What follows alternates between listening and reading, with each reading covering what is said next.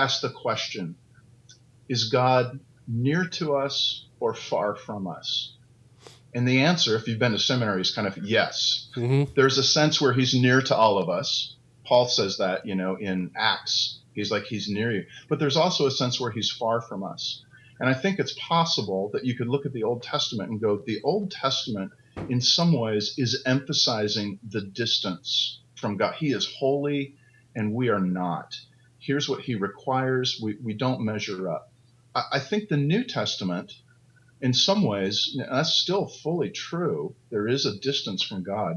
But how does the New Testament open? Emmanuel, God with us. And I think you can look at the New Testament and say it's emphasizing another aspect that God has drawn near in Jesus, in the flesh.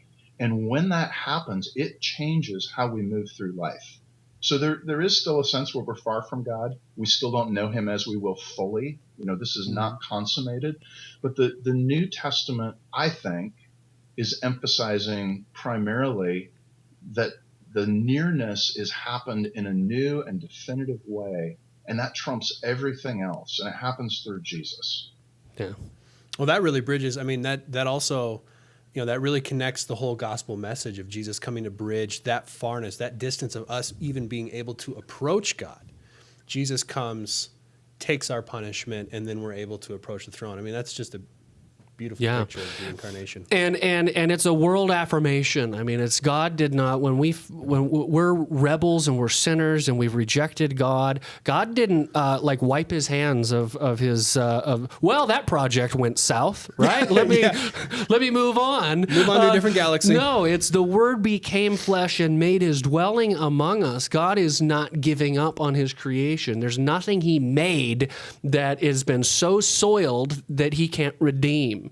And that includes the creational gifts. So as a Christian, somebody united to Christ who has a right relationship with God, we have a new place to stand in terms of our appreciation of God's creation. And Black Friday barbarism, it makes me smile. Get away with kidding you. Cheating you. But only on Black Friday. You will be heated. That's gonna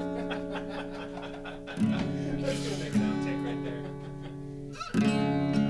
I can't believe you did that. I'm so totally gonna keep you kidding me.